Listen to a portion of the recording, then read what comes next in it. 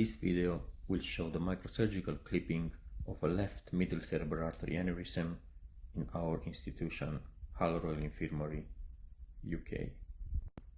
The patient was in her 60s, known hypertensive and smoker, and the scan was performed due to a trivial head injury.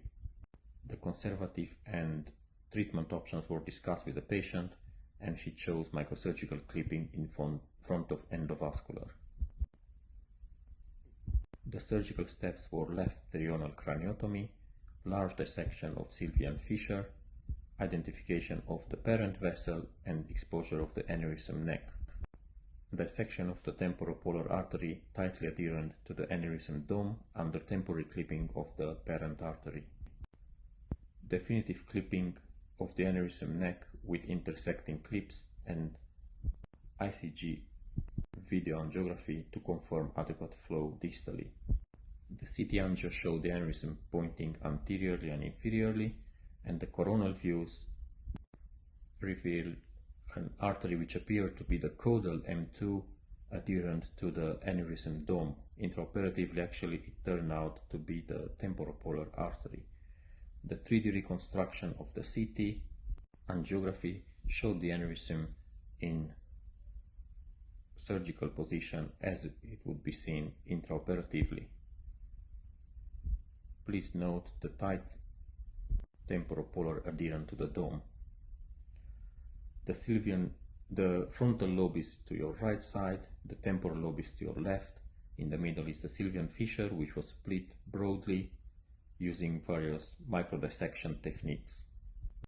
These procedures are partially done in our department by the senior registrars or by the neurovascular fellow.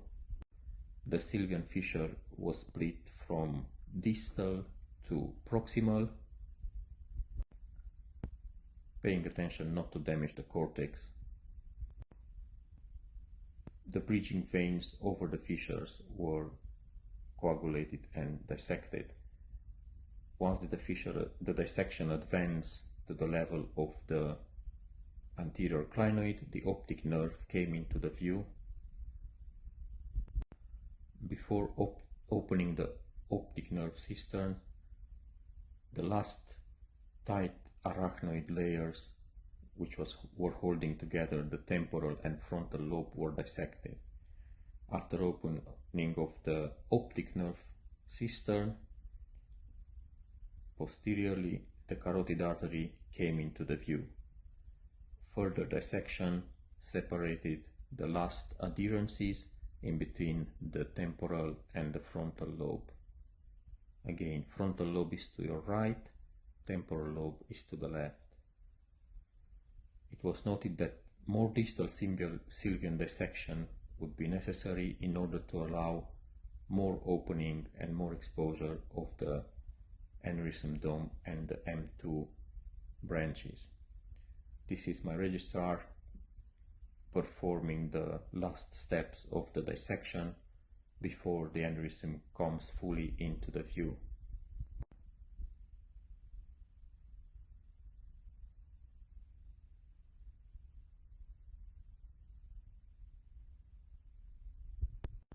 In our institution, when the aneurysm dissection is more difficult than expected,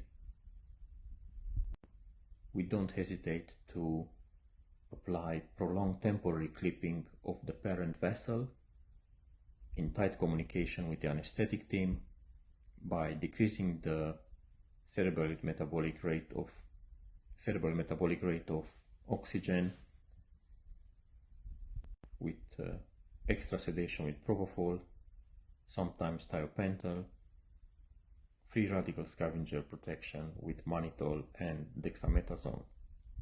Our temporary clipping times are routinely above 20 minutes without any ischemic complications, up to date and with very good recovery. Note the aneurysm is better exposed now with partial retraction of the temporal lobe. You now visualize the temporopolar artery tightly adherent to the dome of the aneurysm. This required, as mentioned above, the prolonged temporary clipping on the very distal part of M1, close to the aneurysm neck. This will facilitate the dissection of the artery away from the dome. Note that the caudal M2 branch is not visible and is hidden behind the aneurysm, so the definitive clipping cannot be performed without completely dissecting this artery away from the dome. Once this dissection was complete, the caudal M2 is visualized and last steps of the neck dissection on the opposite side of the view are performed. Once the neck is dissected satisfactorily, the definitive clips are applied. As part of the aneurysm neck was encasing the very distal M1 artery, it required an intersecting clipping using a laterally angled standard clip and a straight fenestrated standard clip.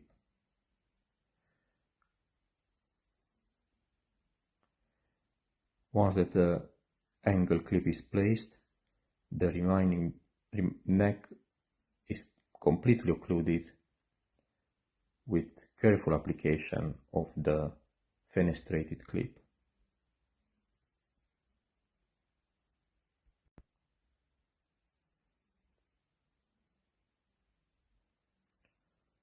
The clip should be a fenestrated clip.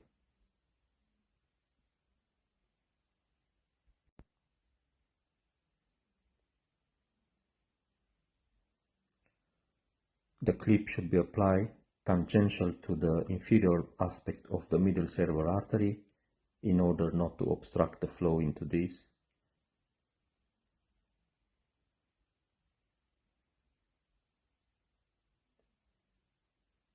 After the clip application, the aneurysm neck should be verified on both sides to make sure the clip is flush with the surface of the M1 artery. In this case, there was no residual neck. The ICG video angiography confirmed adequate flow in M1 and both M2s, as well as in the temporopolar artery. The postoperative CT scan was satisfactory, with adequate flow distal to the clips. The patient tolerated the procedure well, recovered back to normal, and was discharged day 1 post.